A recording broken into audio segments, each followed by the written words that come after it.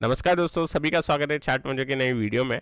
और आज के सेशन के अंदर एक माइनर गैप डाउन ओपनिंग थी, लेकिन जो क्लोजिंग थी वो पॉजिटिव थी, तो इससे सेंटीमेंट अभी भी पॉजिटिव बना रहेगा। यहाँ पे बैंक निफ्टी की अगर मैं बात करूँ तो थोड़ा नेगेटिव क्लोज हुआ था, बट यहाँ पे एक रेजिस्टेंस लगने के बाद एक थोड़ा बहुत पुल बैक है। यहाँ पे एक कंसोलिडेट होने के इसके चांसेस है। मेजर लेवल जो है 48,300 का है नीचे साइड, जिसके ऊपर हमको वॉच रखनी होगी। यहाँ पे मिड कैप पे एक स्ट्रॉन्ग क्लोजिंग है। मिड कैप ने वापस से नया अपना क्लोजिंग बेसिस पे हाई लगाया, तो यहाँ पे मोमेंटम एकदम बना हुआ है। अब बात करते हैं डाउ की एक बार के लिए।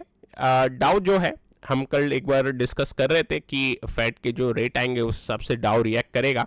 तो यहाँ पे कोई रेट कट हुआ नहीं और डाउ ने फिर एक रिवर्सल की ट्राई करी, क्योंकि डाउ फ्यूचर्स नीचे थे और प्रीवियस डे सेशन डाउ का एक नेगेटिव ही था। लेकिन उसके बाद हमने यहाँ पे एक मूव देखी, अपसाइड मूव देखी।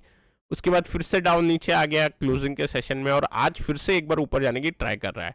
अभी इसके अंदर डाउ होल्ड लेता हुआ दिखाई दे रहा है फिलहाल का। अगर हम चार्ट स्ट्रक्चर को एनालाइज करें तो यहाँ पे कहीं ना कहीं ये एक रेक्टेंगल टाइप फॉर्मेशन बनाने की कोशिश कर रहा है, या फिर अगर इस स्विंग को देखें, ऊपर से एक जो स्विंग बनी हुई है, अगर आप ये फॉलिंग रेजिस्टेंस लाइन को देखोगे तो आप ऐसा बोल सकते हो कि ये फॉलिंग रेजिस्टेंस लाइन पे लगभग एक रीटेस्ट जो लेवल आता है उस पे एक हॉरिजॉन्टल सपोर्ट बना दिया है। अब लेवल की बात करें तो निफ्टी के ऊपर यहाँ पे ब्रेकआउट के चांसेस बनेंगे ऑल टाइम हाई के। अभी ऑल टाइम हाई का जो लेवल आता है निकल के वो 100-120 पॉइंट आता है करंट क्लोजिंग से। तो मेरे हिसाब से ऊपर के लिए अभी फर्दर ऑल टाइम हाई का वेट करना चाहिए, क्योंकि 2 सेशन हो गए अभी और 2 सेशन के अंदर अटेम्प्ट किया है। तो 22,800 का मेरे हिसाब से वेट करना चाहिए 150 पॉइंट ऊपर। अगर ये लेवल निकलेगा तो यहाँ पे एक अपसाइड मूव के लिए 23,000 के लिए फिर सीधा एक मूव मिल सकती है, जिसके अंदर एक 100 पॉइंट ऊपर 22,900 पे एक बार होल्ड ले सकता है। नीचे के साइड की बात करें तो नीचे के साइड ज़्यादा रुझान फिलहाल लगता नहीं। ऐसा लगता है कि निफ्टी फिर थोड़ा साइडवेज हो जाएगा, लेकिन नीचे के साइड के जो इंपॉर्टेंट लेवल है जहाँ पे निफ्टी भी बेरिश थोड़ा बन सकता है, माइल्ड बेरिश, वो है 22,300 का। ये टूटने के बाद एक गैप जो बना हुआ है वहां तक के लिए अटेम्प्ट करेगा। लेकिन फिलहाल अगर डाउ का साथ रहेगा तो हम बुलिश ही रहेंगे। अब बैंक निफ्टी की बात करते हैं। यहाँ पे जो वीक थोड़ा क्लोज हुआ है, लेकिन कल हम डिस्कस कर रहे थे कि यहाँ पे एक रेजिस्टेंस टच हुआ है और इसके बाद थोड़ा कंसोलिडेट हो सकता है। यहाँ पे डायरेक्टली मेरे हिसाब से नीचे ऐसा तो जाना नहीं चाहिए चैनल का सपोर्ट पे। और मेन जो लेवल निकल के आते हैं वो आपके 48,300 के निकल के आते हैं। तो 48,300 जब तक निकलता नहीं, मेरे हिसाब से इसके अंदर जो बायस है वो पॉजिटिव ही रखना चाहिए। तो नीचे के साइड ऐसा सच लगता नहीं बैंक निफ्टी। एक बार निफ्टी चाहिए तो थोड़ा नीचे की तरफ पुश दे सकता है, लेकिन बैंक निफ्टी लगता नहीं है कि देगा। और निफ्टी भी जैसे ही थोड़ा नीचे आता है तो बाइंग आ जाती है। तो उसके अंदर भी बायस इसलिए मैं बोल रहा हूँ बार बार कि पॉजिटिव साइड थोड़ा बना हुआ है। मिड कैप निफ्टी ऊपर है और कल फिर से एक आई थिंक नया हाई का फिर अटेम्प्ट लगा देगा और 51,500 के करीब बढ़ जाएगा। तो यहाँ पे सब पॉजिटिव ही लग रहा है इंडेक्स के अंदर। बॉन्ड यील्ड की अगर हम बात करें तो बॉन्ड यील्ड भी थोड़ा साइडवेज ही है। अब बॉन्ड यील्ड गिरा इसलिए नहीं क्योंकि कल जो रेट थे वो स्टेटस को रहा है, मतलब कोई चेंजेस नहीं रहा रेट के अंदर।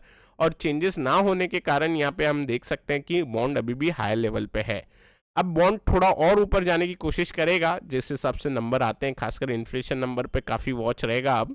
और अगर इन्फ्लेशन नीचे नहीं गिरता किसी भी कारण से तो यहाँ पे ये एक बार चैनल का ब्रेकआउट देने की अटेम्प्ट जरूर करेगा। डॉलर इंडेक्स की अगर मैं बात करूँ तो यहाँ पे साइडवेज है, 107 के नीचे ही है। तो ये जब तक ब्रेकआउट नहीं देगा मेरे हिसाब से डाउ भी साइडवेज बना रहेगा। अगर हम मूव देखें लगभग तो डॉलर इंडेक्स जैसा साइडवेज कंसोलिडेट कर रहा है, इसी का ही अपोजिट डाउ के अंदर एक कंसोलिडेशन चल रही है। ब्रेंड की अगर हम बात करें तो 83 के एक बार लेवल हम कल डिस्कस कर रहे थे कल के वीडियो में, और हमने 83 के लगभग आसपास ही इसको आते हुए भी देखा। तो जो ब्रेंड में मंदी लग रही थी वो होते हुए दिखाई दी। ये जो स्ट्रक्चर काफ़ी वीक बना हुआ था ब्रेंड पे, उसका ब्रेकडाउन भी मिला और लगभग हम अपने प्रीवियस जो रेजिस्टेंस बना हुआ था अब जो सपोर्ट की तरह काम कर सकता है उस लेवल के आसपास पहुंच गए हैं। अब आज का दिन मेरे हिसाब से थोड़ा देखना चाहिए, और अगर फॉल और बनी तो ज़्यादा से ज़्यादा $1 के आसपास और फॉल बन सकती है मैक्स।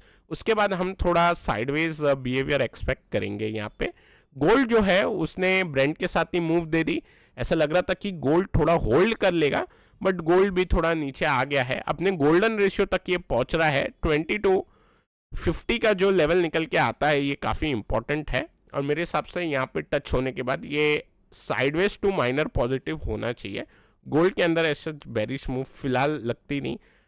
बाकी स्टॉक्स के ऊपर अभी डिस्कशन करते हैं। स्टॉक्स के अंदर हमने एक काउंटर जो डिस्कस किया था वो था NHPC का लास्ट वीडियो के अंदर। यहाँ पे एक ब्रेकआउट होते हुए दिखाई दिया है, और ब्रेकआउट के अंदर हमने एक प्रीवियस रेजिस्टेंस 97.5 उसके ऊपर भी एक क्लोजिंग दे दी है इस काउंटर ने।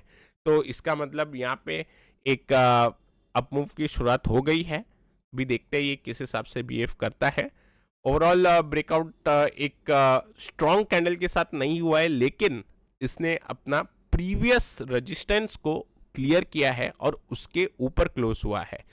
ब्रेकआउट और अच्छा होता अगर हम 100 के ऊपर जाके बंद होते, लेकिन ये भी एक अच्छा अपमूव की शुरुआत वाली कैंडल लग रही है, क्योंकि एक स्पिनिंग टॉप बनी है ब्रेकआउट पे, जो कि हमने देखा है काफ़ी टाइम ब्रेकआउट पे स्पिनिंग टॉप कैंडल बनते हुए।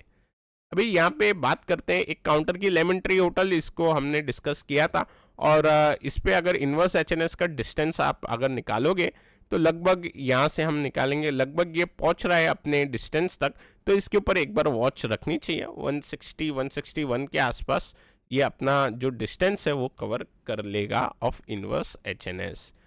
अभी नेक्स्ट ट्रेडिंग सेशन के हिसाब से एक ही काउंटर है, एक ही चार्ट स्टडी हमने की है, वो है टाटा मोटर पे, और टाटा मोटर पे एक सिमेट्रिकल ट्रायंगल पैटर्न बना हुआ है।